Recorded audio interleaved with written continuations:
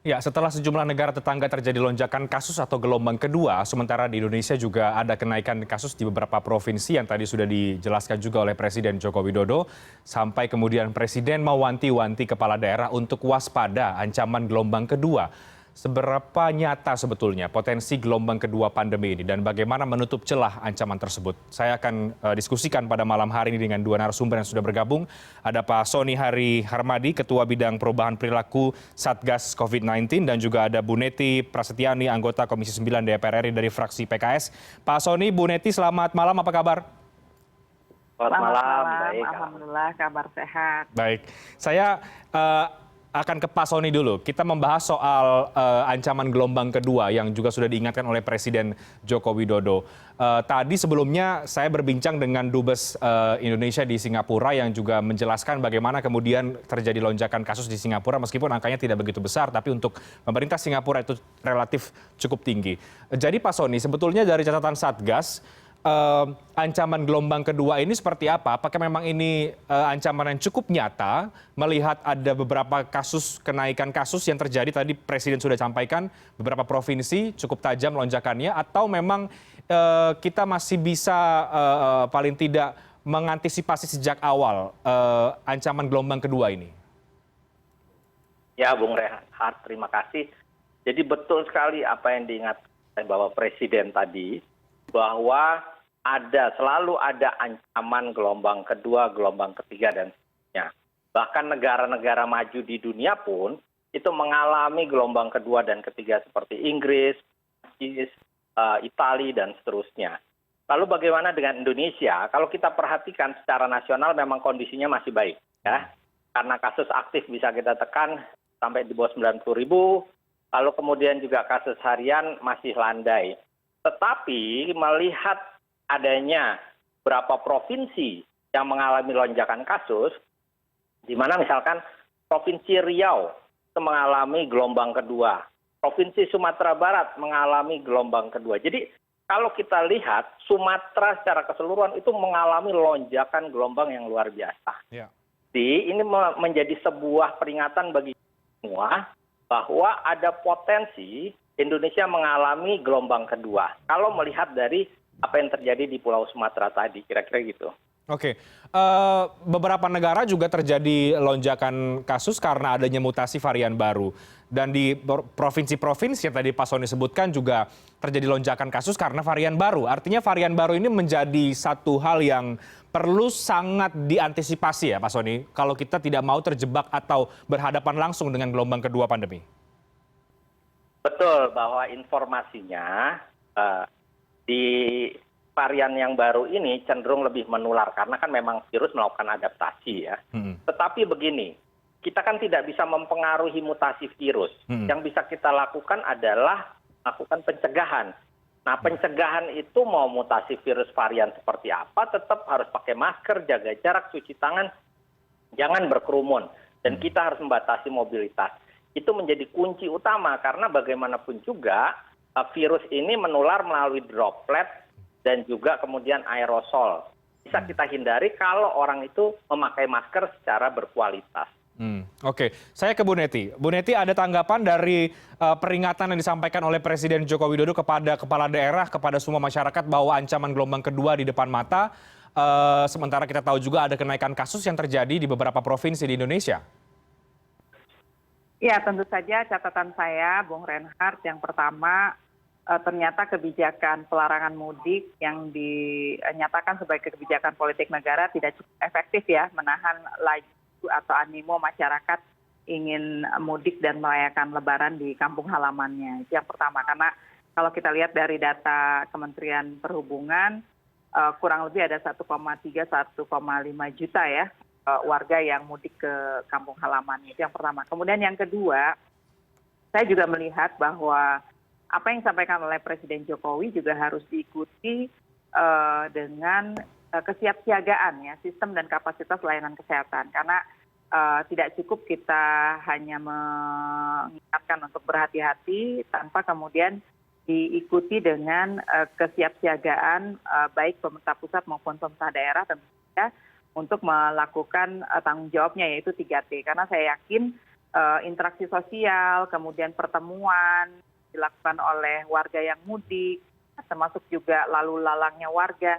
Ini tentu saja dengan yang disampaikan oleh Pak Sony berpotensi ya untuk memantik lonjakan kasus yang eksponensial. Sehingga 3T ini tentu saja harus dilakukan secara masif oleh pemerintah, baik di warga yang baru pulang di kampung halamannya ya, pulang mudik, termasuk juga yang kemarin sempat viral ya, warga yang mendatangi pusat-pusat pariwisata dan overkapasitas begitu. Nah tentu ini juga harus dilakukan pemeriksaan secara cermat dan teliti. Kalau memang kita ingin melakukan pencegahan dan kemudian juga melakukan surveillance baik di tengah masyarakat maupun ya saya juga ingin mengingatkan pemerintah bahwa varian baru ini juga tidak bisa dianggap sepele ya. Tentu surveillance yang dilakukan di rumah sakit juga harus dilakukan oleh pemerintah sehingga apa yang kemudian kita lakukan 3T ini ditambah dengan himbauan kepada masyarakat ya sejalan dengan kesiapsiagaan nakes, sarana prasarana kesehatan, layanan kesehatan kita. Oke. Itu mungkin Bung Reinhardt. Baik, Bu Neti, Anda melihat kesiapsiagaan pemerintah sudah maksimal belum? Atau justru sebaliknya, kalau kita menghadapi ancaman nyata gelombang kedua ini? Ya, kalau kemarin kan kita membaca tuh, Kemenkes sempat mengingatkan pemerintah daerah yang mengecilkan ya angka kasus positif COVID-nya di daerah masing-masing.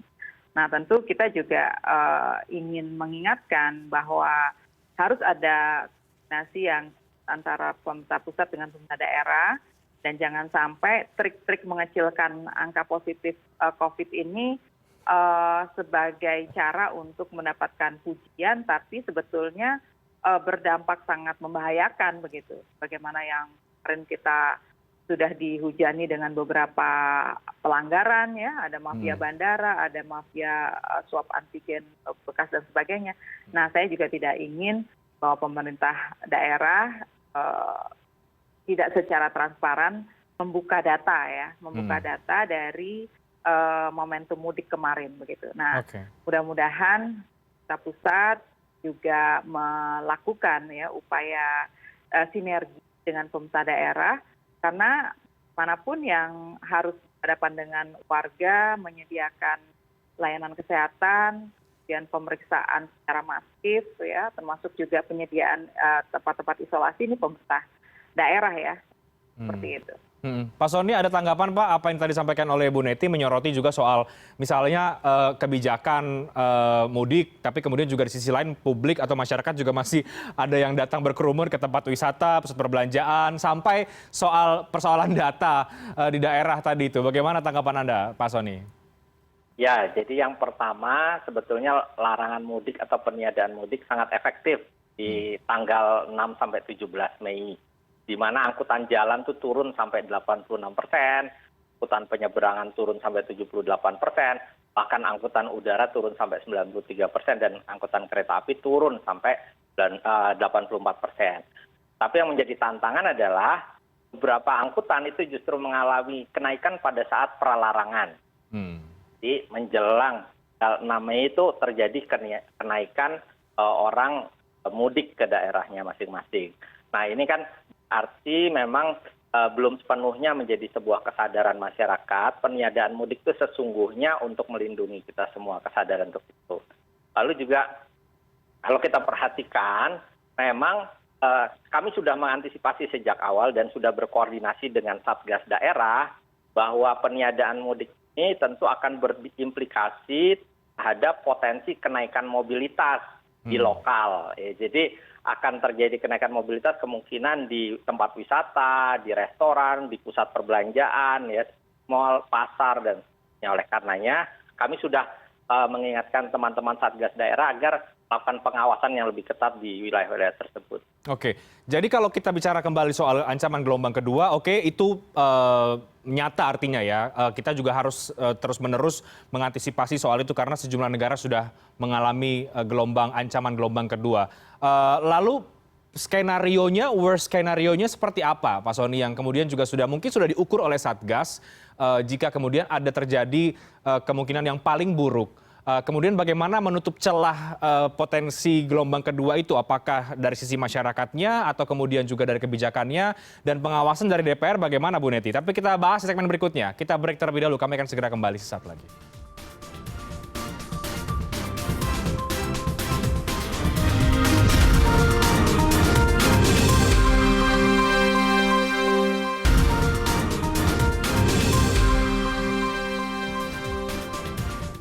Kita masih membahas ancaman atau potensi gelombang kedua virus corona terjadi di Indonesia bersama dengan Pak Soni, Ketua Bidang Perubahan Perilaku Satgas COVID-19, dan juga Ibu Neti Prasetyani, anggota Komisi 9 DPR RI dari fraksi PKS. Tadi kita sudah bahas banyak ya, Pak Soni dan juga Bu Neti, mengenai ancaman gelombang kedua, kemudian juga soal kebijakan-kebijakan yang diambil. Oke, kalau kemudian kita tahu bahwa ancaman itu selalu ada di depan mata, terutama ketika ini sudah masuk ke teritori terdekat Indonesia, Singapura, Malaysia, misalnya Laos mungkin, dan juga Filipina. Sudah masuk ke region wilayah Asia Tenggara. Kalau begitu Pak Soni, apa worst case-nya atau worst skenario-nya yang kemudian memang mungkin sudah diukur oleh Satgas kalau kemudian hal-hal itu terjadi, ada ledakan yang juga mungkin diakibatkan oleh mutasi varian baru virus corona misalnya? Ya, Bung Reinhardt. Yang pertama pertanyaannya, mungkinkah terjadi lonjakan kasus? Sangat mungkin. Karena kita sudah melihat ada peningkatan mobilitas dan ada penurunan kepatuhan protokol kesehatan. Nah, kemudian yang kedua, kita juga melihat tren dari beberapa provinsi itu naik. Kalau nggak salah ada 13 provinsi yang mengalami kenaikan kasus harian. Lalu kemudian juga kalau kita perhatikan bagaimana sih kalau sampai terjadi hal tersebut. Kita harus memitigasi ya dampak dari apa yang sudah terjadi kemarin. Kan kita tidak bisa kembali ke masa lalu, tetapi kita bisa mencegah terjadinya penularan secara masif. Yang pertama, sesuai arahan Bapak Presiden, bahwa kita memperbanyak tes ya, terutama mereka yang melakukan mobilitas atau pergerakan. Menginstruksikan seluruh pemerintah daerah agar tetap memantau pergerakan warganya, terutama dalam 1-2 minggu ke depan. Karena memang pengalaman kita selalu setelah adanya libur panjang, setelah adanya peningkatan mobilitas, 1-2 minggu kemudian baru terjadi lonjakan kasus. Lalu kemudian Presiden juga, Pak Doni juga berkali-kali mengingatkan bahwa kita harus memperkuat PPKM Mikro. Jadi ada mikro lockdown di level RT. Kalau satu RT itu sudah dapat 5 rumah yang terkonfirmasi positif, maka RT tersebut harus di lockdown. Semua tidak boleh keluar, tidak boleh ada aktivitas. Nah, di level PPKM Mikro itu, masyarakatnya saling bergotong royong untuk mendukung mereka yang harus menjalani isolasi tadi. Lalu kemudian, kalau kita perhatikan juga, ada kemungkinan lonjakan kasus. Sekarang kita bersyukur karena bed occupancy rate di rumah sakit rujukan itu masih di bawah 50%. Tetapi ada beberapa skenario. Skenario normal itu ketika di bawah 50%. Ketika antara 50-70% itu sudah lampu kuning kita ya. Berarti harus menambah kapasitas rumah sakit, merubah kamar perawatan non-COVID menjadi COVID, dan seterusnya. Itu sudah disiapkan oleh teman-teman di penanganan kesehatan, termasuk oleh layanan kesehatan di Kemenkes. Lalu kalau sudah di atas 70%, maka akan didorong rumah sakit lapangan misalkan. Jadi sudah disiapkan skenario tersebut. Tetapi Bung Reinhardt, kita harus paham bahwa kalau terjadi lonjakannya secara drastis, itu bisa menyebabkan pelayanan kesehatan kita tidak mampu untuk menangani pasien secara bersamaan. Karena rumah sakit tidak dirancang untuk orang secara bersamaan sakit dan dirawat.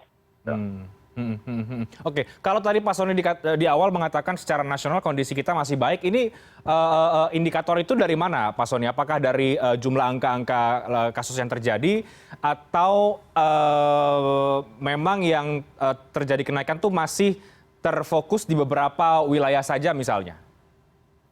Jadi begini, kalau kita perhatikan puncak dari kasus harian kita itu terjadi pada awal Desember. Puncak pertengahan November sampai awal Desember itu puncak kasus harian. Tetapi puncak kasus aktif kita 176.000 itu terjadi pada tanggal 5 Februari. Dan kalau kita perhatikan sekarang dengan kasus aktif sekitar 87.000, itu tinggal 50% dari kasus aktif di tanggal 5 Februari 2021. Artinya dalam 2,5 bulan terakhir kita berhasil menekan kasus aktif dengan mendorong kesembuhan dan juga mencegah terjadinya penularan. Positivity rate kita juga turun ya, walaupun masih di atas 10%. Nah, jadi itu menjadi indikator. Terus kemudian beberapa provinsi di Jawa juga mengalami penurunan kasus aktif.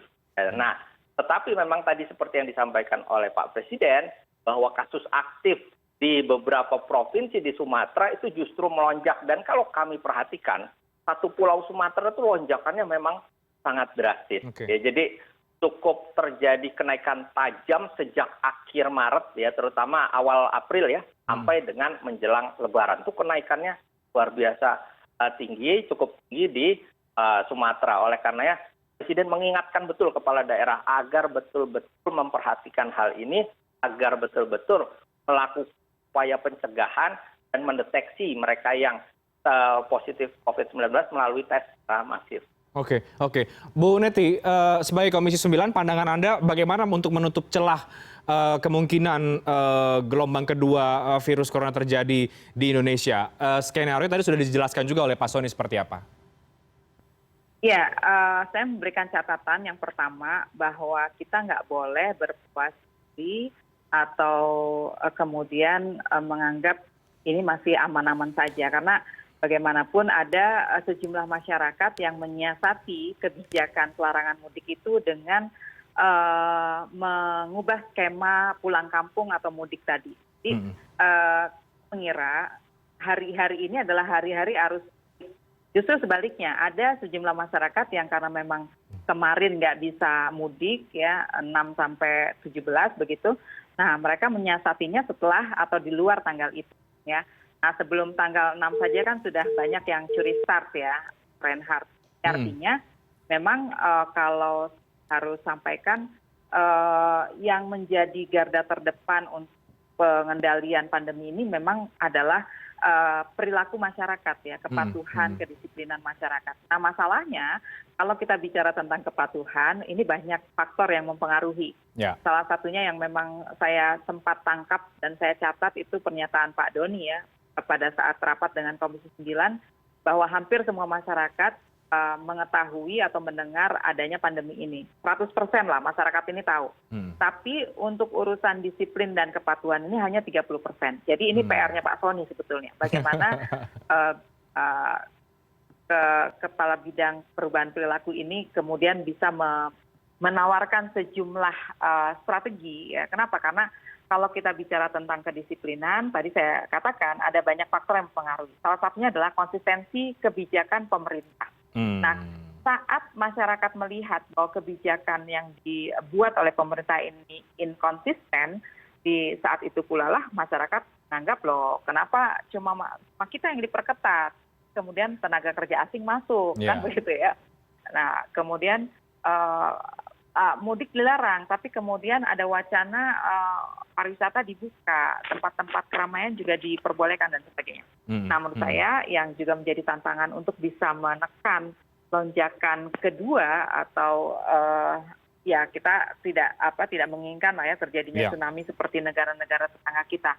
Yaitu yang pertama adalah konsistensi dari kebijakan apapun yang digulirkan oleh pemerintah. Jadi jangan sampai ada kebijakan yang menegasikan satu sama lain, ada kebijakan yang kontradiktif ya. Nah, itu yang pertama. Kemudian yang kedua, sebenarnya yang dimaksud oleh pemerintah juga seharusnya dilakukan oleh aparat di lapangan. Karena kalau saya lihat bahwa kebijakan pelarangan mudik ini tidak serta-merta membuat pemeriksaan atau pengetatan pelarangan mudik ini berjalan dengan baik. Ya. Saya perhatikan beberapa kali saya melakukan perjalanan dari Bandung ke Jakarta, Jakarta-Bandung ya untuk urusan rapat di DPR sebelum Idul Fitri atau kemarin ya beberapa hari yang lalu ya 3 hari yang lalu. Itu ternyata agak aneh gitu. Ketika kita lihat di bawah itu ada pengetatan, tapi kemudian jalan MBZ itu sudah dibuka gitu. Ini catatan juga Pak Soni untuk pemerintah ya. Jadi artinya kalau kita lihat ada ya, selain jalan tikus yang diakali oleh masyarakat, ada juga ketidakdisiplinan atau inkonsistensi aparat di lapangan ya dalam konteks pengetatan. Oke, baik. Nah, ini beberapa catatan saya. Oke, baik. Pak Soni boleh ditanggapi Pak, terakhir singkat, bagaimana kemudian mengubah perilaku itu, tugasnya Pak Soni juga di Satgas, di tengah sorotan soal inkonsistensi kebijakan yang dilakukan oleh pemerintah? Ya, sebetulnya kan memang menangani pandemi ini butuh ekstra effort ya, karena memang seperti gas dan rem seperti yang disampaikan Bapak Presiden, tidak mudah dan semua negara belajar lah di dalam menangani pandemi ini. Bahkan WHO sendiri juga seperti itu. Nah, terus kemudian memang begini, perubahan perilaku ini menjadi ujung tombak dalam artian upaya kita itu harus kita selesaikan di hulu. Ya, mencegah orang jangan sampai tertular, membangun ketahanan kesehatan masyarakat. Masyarakat mampu untuk melakukan upaya-upaya pencegahan secara mandiri, memakai masker, menjaga jarak, dan nah ini sangat dipengaruhi oleh dua hal. Yang pertama oleh pengetahuan, dan masyarakat Indonesia sekarang pengetahuannya sudah sangat tinggi tentang 3M. Tapi yang kedua dipengaruhi juga oleh motivasi, dan motivasi ini juga sangat dipengaruhi oleh pandemic fatigue selama 1 tahun lebih. Lalu kemudian berita hoax ya, berita hoax itu bisa melemahkan masyarakat. Dan kemudian persepsi terhadap kebijakan yang mungkin beragam. Nah, padahal pemerintah dalam hal ini Satgas juga sudah terus-menerus mensosialisasikan kebijakan kepada masyarakat. Apa sih maksud dari kebijakan ini sehingga masyarakat memiliki kesadaran untuk mengikuti apa yang sudah digariskan oleh pemerintah, kemudian melakukan upaya-upaya pencegahan secara mandiri. Karena disiplinan kolektif ini jauh lebih penting pada sekedar kedisiplinan individual. Oke, baik. Tentu kita berharap tidak terjadi gelombang kedua di Indonesia. Tapi juga di saat yang sama kita mengantisipasi soal itu. Soal kebijakan yang konsisten dan juga kedisiplinan dari masyarakat yang terus-menerus harus kita ingatkan. Mudah-mudahan apa yang kita khawatirkan tidak terjadi, yaitu gelombang kedua, Bu Neti dan juga Pak Soni. Tapi sekali lagi mari kita akan pantau bersama bagaimana kondisi ke depan dan kebijakan serta kedisiplinan masyarakat seperti apa. Terima kasih banyak Pak Soni, Bu Neti, terima kasih untuk waktunya sudah berbagi bersama dengan kami pada malam hari ini. Sehat selalu, selamat malam. Selamat malam. Usai jeda kami akan segera kembali dengan informasi seperti apa kelanjutan laporan 75 pegawai KPK yang tidak lolos tes wawasan kebangsaan terhadap dugaan maladministrasi yang dilakukan oleh pimpinan KPK. Newscast akan segera kembali.